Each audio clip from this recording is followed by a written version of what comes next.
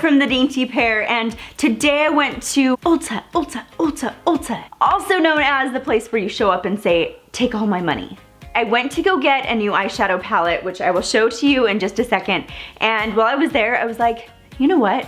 I have been kind of boring. I've been showing the exact same makeup every time because that's just what I use every single day, and I still love it. But you guys know I like to explore, and I for sure have my core things that I just go back to, but I still like to just leave the nest a little bit and see what's out there and then come back to my routine. I'm just gonna show you guys these products. I basically just found this super cute girl that worked there, and she helped me find everything. And I was afraid I was being annoying, but I'm like, okay, what about this now? Okay, what about this? Okay, can you show me this? Okay, help me out with this. She was so nice, and she totally helped me find everything that I was looking for and more. Sometimes I know you walk into a store and it's like, I don't even really know what I'm looking for and everyone is judging me. It can get kind of overwhelming, and it's like, I know I'm looking for something and don't know what. No, I love that I had a mission today and she helped me fulfill and achieve all my wildest dreams. So here we go. The first thing that I got and went in for was the James Charles palette. I didn't even know who this was a week ago, but I saw that this palette had all of these amazing colors.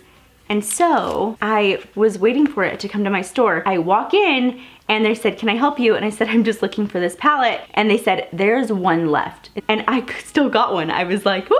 This girl that had been there since they opened decided she just wanted one of them. And so I looked out. I never do fun things on my eyes. I kind of just do what I'm used to, which is like the smoked out reds, which I totally still love.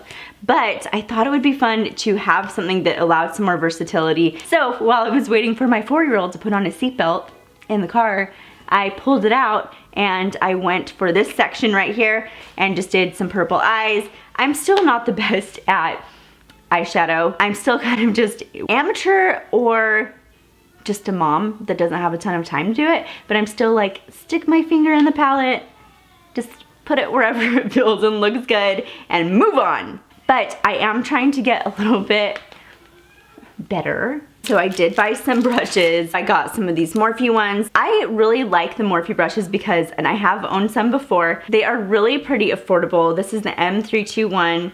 This is the M505. This is the M213. It's like a tiny little thing. And then this is the M504. I pulled all of them out and I started just like doing what you're supposed to do and like started buffing away the little things, and I don't know if it looks any better or worse or whatever, but it was fun, and I feel like makeup is all about having fun, so that's what we're doing. Okay, next up is this Eyelid Primer, and they recommended this to go with the palette. I don't know if it's because of how the eyeshadows lay or like the pigment, or if it was just an upsell, but either way, I figured I'm investing $39 into a palette, I might as well get the $9 primer. It is a little tube, but you don't use very much. Okay, next up, I surprised myself with this one, but I went in and got a foundation. I don't wear a ton of foundation. I do have freckles. We've talked about this before. I'm not deliberately trying to cover them up, and unless I have a problem spot of acne or whatever, which I do right now, or a curling iron burn, I went and got this full coverage foundation. I liked that it said the word luminous, because I don't like the matte, I can't explain it, but like the full coverage matte powdery look. I don't love powders, which is why I love my cream makeup that I usually use. I got the shade Barcelona, it's medium 4. Another thing I loved about this girl that I was asking questions to is that she totally color matched me.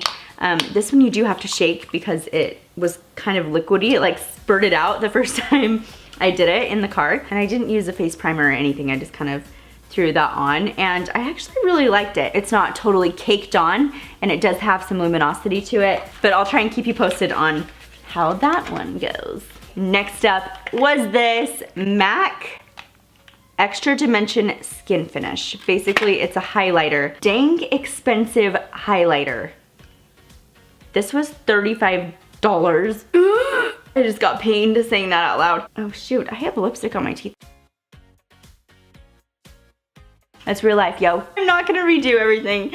Just forgive me. Anyway, this is an expensive highlight to me. I don't know. Maybe that's a normal price to pay for people, but I am kind of cheap with it, and I have found a really awesome one. I almost don't wanna dip and swatch and stuff, but I also hate returning things. So for the sake of this video, I will keep it, and I'm going to show you a dupe for it that I love. This is such a good one. Whoa, whoa, whoa, I just dropped it. So I have a dupe for this. These are pretty much the same shade. Like they're very, very similar. This one was like $8, maybe. This one was $35. I'm just gonna swatch this. This is the Maybelline Master Chrome by Face Studio. And let's see, what's the best way to show that? I think it might be a little bit too bright for it to focus fully. Do I dare stick my finger in there? Okay, I guess I'm keeping it. And then this one, yeah, they're like the exact same stinking thing. I don't think you can see it, I'm sorry. I also didn't swatch hard enough on this one, but I'll go back over it. I will say that the MAC one went on a little bit more silky. It could have been the spot on my hands where it went on, I don't know. But is it worth $30 extra? I don't know. You're gonna have to decide for yourself. But just wanted to tell you guys about that. Okay, the next thing that I asked for was a stick contour. I really wanted to try the Charlotte Tilbury sticks, which I still might do. But this is the Anastasia Beverly Hills contour stick.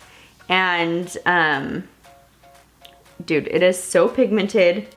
How much is in here? I don't know, we'll see how quickly you go through it. But she also color matched me for this one. So I told her I liked more of a dewy look, but she did recommend this Hoola bronzer by Benefit as a contour.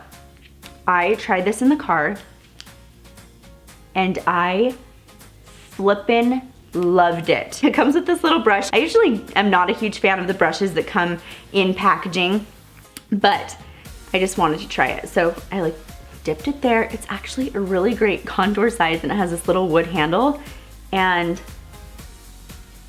it was so buildable. I'm like blown away because that does not even look like it would be dark enough for me to use as contour. I would not have ever chosen that on my own.